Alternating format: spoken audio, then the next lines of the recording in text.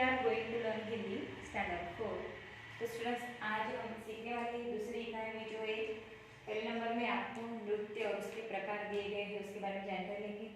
दूसरे लेसन में सीख डॉक्टर वेद प्रकाश शास्त्री इन्होंने लिखा हुआ जो है कविता। ओके, उसमें जो है हमें जैसे कोयल से सीखना चाहिए मधुर गीत गाना, धरती से दुख सहन करना, ऐसे किससे कौन से सीख लेनी है इसके बारे में जानकारी दी है। साथ में जो है 3 नंबर में घंटा घर में एक लेसन है जो जवाहरलाल आर्य ने लिखा है। ठीक है, एक जो बुद्धिमान मनुष्य रहता है वो किस तरह बताता है कि भूत वगैरह नहीं होते, उसके बारे में जानकारी दी गई है। तो चलिए देखते हैं स्टूडेंट्स। तो स्टूडेंट्स हिंदी की किताब में पेज नंबर 22 पे जो है 1 नंबर का धड़ा पाठ दिया है नृत्य। भारत के लोक नृत्य है विश्व के श्रेष्ठ नृत्य। आप सभी को पता है, आप डांस करते हो, उसे नृत्य कहते हैं हिंदी में। तो जो भारत के लोक नृत्य होते हैं, भारत में अलग प्रदेश में लोग रहते हैं, उनके अलग अलग नृत्य होते हैं। तो क्या विश्व के श्रेष्ठ नृत्य है, जैसे कि दांडिया नृत्य है।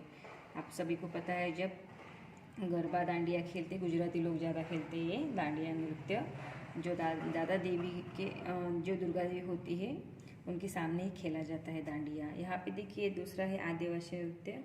ओके, नृत्य के है कई अपने आयाम है, नृत्य सर्वोत्तम व्यायाम। इसके अलग अलग प्रकार है, पर एक क्या है, एक व्यायाम ही है, नृत्य करना चाहिए हमें। फिर जो है कि तन को देता शक्ति, मन में भरे उल्लास, शरीर संतुलित रखे नृत्य का अभ्यास। नृत्य करने से क्या होता है, हमारे शरीर में शक्ति आती है, उल्लास आता है, उत्तेजित होते हैं हम, शरीर भी अच्छा रहता है, संतुलित रहता है, और नृत्य हमें हमेशा करना चाहिए। यहाँ पे देखिए कोली नृत्य, ये आप सभी को पता है, कोली लोग करते हैं। और यहाँ पे घूमर नृत्य है। हर नृत्य की अपनी वाणी, हर नृत्य की अलग कहानी, यानी कैसे ही लोग उस प्रदेश के अनुसार नृत्य करते हैं। तो स्टूडेंट्स हमें भी हमेशा नृत्य करना चाहिए, डांस करना चाहिए। उससे क्या होता है, हमारे शरीर का जो है व्यायाम होता है। ओके स्टूडेंट्स, अब हम देखेंगे पेज नंबर 24 पे सीख। ठीक है, ये कविता, तो ये कविता जो है शुरुआत में हमें पढ़ने वाले स्टूडेंट्स। सीखो फूलों से तुम बच्चों, कांटों में भी मुस्काना, सीखो कोयल से जाकर यह मधुर गाना निस्दिन गाना। सीखो नदियों और झरनों से तुम आगे बढ़ते जाना, ऊपर आफत आने पर भी कभी मन में घबराना। सीखो पै पानी से जाकर कैसे मित्रों को पाना, ओ कैसे उनकी रक्षा में स्वयं जूझना मर जाना। सीखो धरती से तुम जाकर कष्टों को जग के सहाना, सीखो वृक्षों से भी जा यह दुख सारे चुप ही सहना। ये जो कविता लिखी है डॉक्टर वेद प्रकाश शास्त्री इन्होंने लिखी है। तो चलिए देखते हैं स्टूडेंट, जो है सीख लेनी चाहिए हमें, जो नेचर है, निसर्ग है, उससे हमें सीख लेनी चाहिए। यहाँ पे उन्होंने कहा है, जैसे सीखो फूलों से तुम बच्चों, कांटों भी मुस्काना। आप सभी को पता है जो गुलाब के फूल होते हैं, ये कहाँ पे खिलते हैं, कांटों में खिलते हैं, आजू बाजू में कांटे होते हैं, फिर भी अच्छे फूल वहाँ पे हमें दिखते हैं और हमेशा मुस्कुराते रहते हैं वो। सीखो कोयल से जाकर यह मधुर गाने से दिन जाना गाना। तो जो कोयल होती है काली होकर भी हमेशा गाना गाती रहती है, लोगों को क्या करती है वो मंत्रमुग्ध कर देती है। तो जो स्टूडेंट्स यहाँ पे हमें फूलों से मुस्कुराना सीखना है। अगर हमारे जीवन में कोई आपत्ति आती है तो भी उसे डरना नहीं चाहिए, हमेशा मुस्काना चाहिए। और जो कोयल है वो क्या करती है, हर रोज निस्दिन गाकर लोगों का मन बहलाती है, वैसे भी हमें लोगों का मन बहलाना है। सीखो नदियों और झरनों से तुम आगे बढ़ते जाना, ऊपर आफत आने पर भी कभी न मन में घबराना। आपने देखी होगी स्टूडेंट्स, नदियाँ है, झरने हैं, कभी रुकते हैं क्या, एक जगह पे पानी रुकता है क्या, नहीं, वो हमेशा आगे बढ़ते रहता है। उसी तरह हमें कोई भी विपत्ति संकट हमारे लाइफ में आते हैं जीवन में, तो हमें रुकना नहीं चाहिए, वहाँ पे सोचना भी नहीं चाहिए, सिर्फ आगे बढ़ते जाना चाहिए। ऊपर आफत आने पर भी कभी न मन में घबराना, किसी बात का हमें डर नहीं होना चाहिए, मन में डर नहीं होना चाहिए। सीखो पै पानी से जाकर कैसे मित्रों को अपनाना, ओ कैसे उनकी रक्षा में स्वयं जूझना मर जाना। फिर हमें पै पानी से जाकर मिलना है कि मित्रों को किस तरह से पाते हैं, ठीक है, मैत्री किस तरह करती है, बाद में उस मित्र की रक्षा में हमें क्या होता है, स्वयं जूझना मर जाना, कभी मौत भी आए तो भी डरना नहीं चाहिए। सीखो धरती से तुम जाकर कष्टों को जग के सहाना।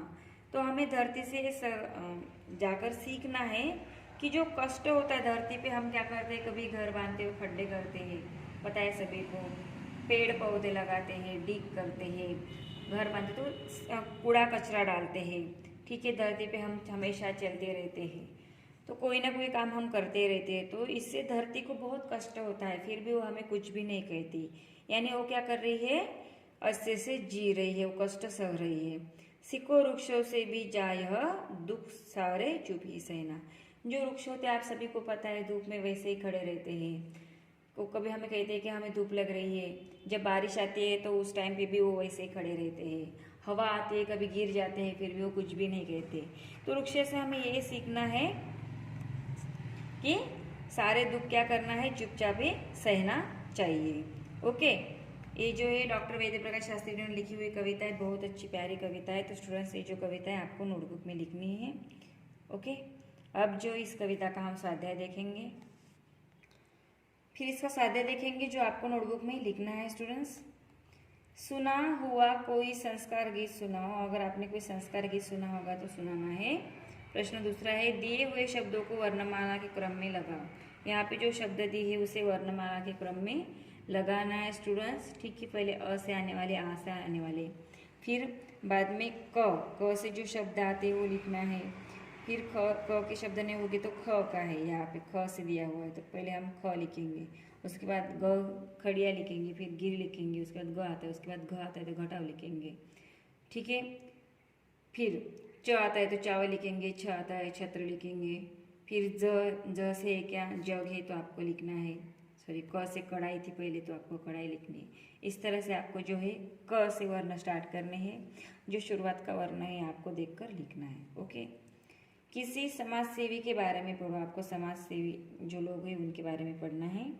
बाद में जो है प्रश्न लिखना है, आपको एक वाक्य में उत्तर लिखना है। क है कोयल से क्या सीखना है, तो उत्तर में आपको लिखना है कोयल से मधुर गाना निस्दिन गाने के लिए सीखना है। ख, मित्रों को पाना किससे सीखना है, आपको उत्तर में लिखना है मित्रों को पाना पै पानी से सीखना है। मित्रों के लिए कवि क्या करने के लिए कहता है, तो हमें उत्तर में लिखना है मित्रों के लिए स्वयं झुंझकर मर जाने के लिए भी और उनकी रक्षा करने के लिए कवि कहता है। अगर उनकी रक्षा करने के लिए हमें प्राण भी देने पड़े तो भी देना चाहिए, ऐसे कवि कहते हैं। ऐसे भी आंसर आप लिख सकते हैं। घ, धरती से हमें कौन सी सीख मिलती है, तो आपको उत्तर में लिखना है धरती से हमें कष्ट सहने की सीख मिलती है, कष्ट यानी दुख। ड, कवि हमें किन से सीखने के लिए कह रहा है, आपको उत्तर में लिखना है कवि हमें फूलों से, कोयल से, नदियों से, पै पानी से, धरती से, वृक्षों से सीखने के लिए कह रहा है। ओके, 5 नंबर का है, चित्र देखकर साधनों के नाम बताओ, कार्य बताओ। आपको इनके नाम लिखने और उनके कार्य लिखने हैं। ओके, जैसे कि यहाँ पे जो एम्बुलेंस आपको दिख रही है क्या करती है, रुग्णों को ले जाती है हॉस्पिटल में, अस्पताल में पहुँचाती है। 6, किसी अतिथि के घर में आने पर तुम क्या करते हो, क्रमशः बताओ। तो स्टूडेंट्स आपको ये प्रश्न लिखना है, नाश्ता कराते हो, पानी देते हो, चाय पूछते हो, स्वागत करते हो, नमस्ते कहते हो। फिर बाद में उत्तर में लिखना है शुरुआत में हम क्या करते हैं, नमस्ते कहते हैं, फिर उनका स्वागत करते हैं कि आ जाइए, अंदर बैठ जाइए। बाद में हम उनको पानी देते हैं, बाद में नाश्ता करते हैं और लास्ट में जो इसको चाय देते हैं।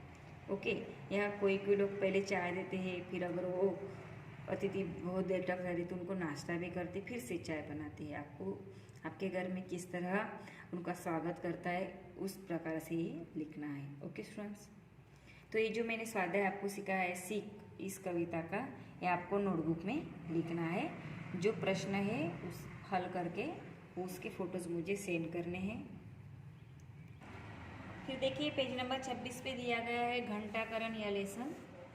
नगर में यह अफवाह फैल गई कि जंगल में भूत रहता है। जो एक नगर था उसमें अफवाह फैल गई थी कि जंगल में क्या है, भूत है। उसका नाम क्या है, घंटाकरण। फूलों उस भूत का नाम क्या है, घंटाकरण। वह घंटा बजाता है। अफवाह से लोग बहुत भयभीत हुए। फिर वो जो अफवाह पूरे नगर में फैल गई, फिर लोग डरने लगे कि जंगल में क्या रहता है, भूत रहते हैं, हमें जाना नहीं चाहिए। जंगल की ओर भूलकर भी कोई नहीं जाता था। जंगल से लकहाड़े लकड़ियां न बीनते, घसीयारे घास न काटते, चरवाहा जंगल पशुओं को न ले जाते। तो उनको पता था कि जंगल में क्या है, भूत है, ऐसे अफवाह फैल गई। तो उसके बाद में जो है लकड़ियाँ, जो लखाड़ा रहते हैं, लकड़ियाँ इकट्ठा करने के जाते वो भी नहीं जा रहे थे, या घसीयारे घास भी नहीं काटते थे।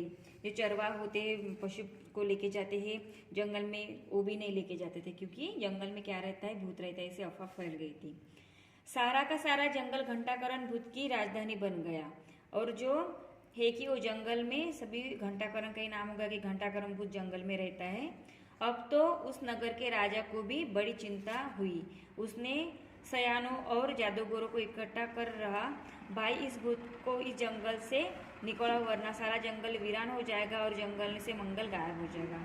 फिर जो है कि वो राजा बहुत चिंतित हो गए। उन्होंने क्या किया, जादूगरों को, सयानों को, जो पढ़े लिखे, उनको इकट्ठा बैठाया और वहाँ पे उन्होंने कहा कि इस भूत को हमें जंगल से निकालना है, वरना ये जंगल वीरान हो जाएगा, जंगल में कोई नहीं बचेगा और जंगल में से मंगल जो आनंद होता है वो गायब हो जाएगा।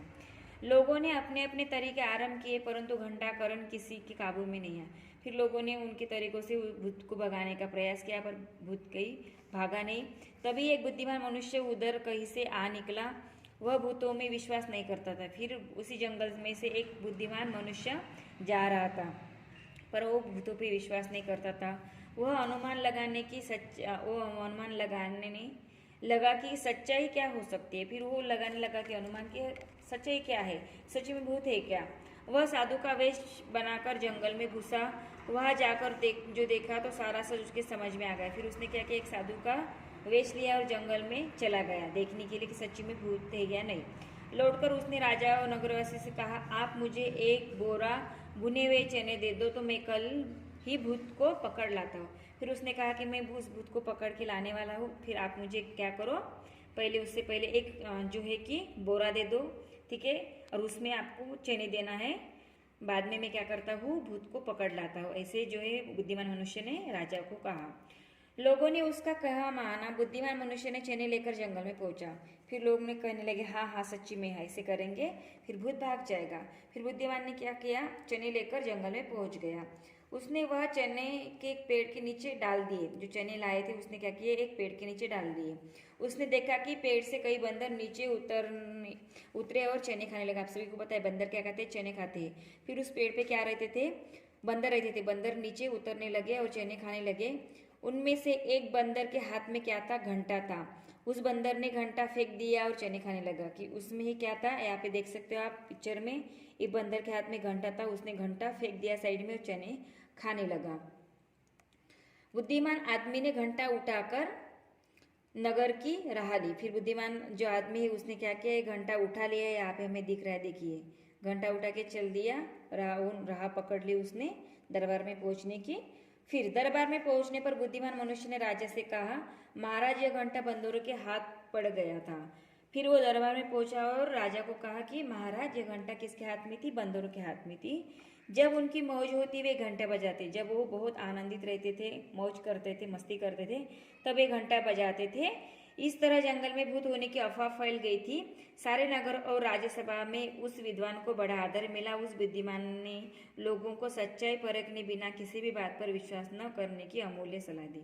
फिर राजा ने बसक को बताया कि जंगल में भूत नहीं है, सिर्फ अफवाह है, क्योंकि वो बंदर ही थे, बंदर के हाथ में घंटा थी। और सारे नगर में, राज्यसभा में उस बुद्धिमान जो विद्वान थे उसका आदर मिला, उनको आदर किया। फिर वो बुद्धिमान लोगों ने लोगों से कहा कि किसी भी बात पर जब तक हम सच्चाई हमें पता नहीं चलती, हमें उस पर विश्वास नहीं करना चाहिए। ऐसे अमूल्य सलाह उसने दे दी। तो स्टूडेंट्स, यहाँ पे आपको भी सीख मिलती है, जब तक हमें कोई भी चीज़ या किसी भी बात के बारे में डिटेल्स जानकारी नहीं मिलती, तब तक हमें उस पर विश्वास नहीं रखना चाहिए। ये जो है जगत राम आर्य, इन्होंने लिखा हुआ घंटाकरण ये लेसन है, बहुत अच्छा लेसन है स्टूडेंट्स से। तो ये आपको अच्छे से पढ़ना है। अभी मैं इस पर स्वाध्याय देती हूँ। तो स्टूडेंट जो है स्वाध्याय आपको नोटबुक में लिखना है। घंटाकरण इस लेसन का उत्तर दो। यहाँ पे देखिए, एक में कोई एक साहस कथा सुना, आपको कथा सुनानी है। प्रश्न दूसरा है उत्तर दो, आपको उत्तर लिखना है। अफवाह का क्या परिणाम हुआ, तो आपको उत्तर में लिखना है, अफवाह से लोग बहुत भयभीत हुए। बाद में बुद्धिमान मनुष्य किसमें विश्वास नहीं करता था, आपको उत्तर में लिखना है बुद्धिमान मनुष्य भूतों पे विश्वास नहीं करता था।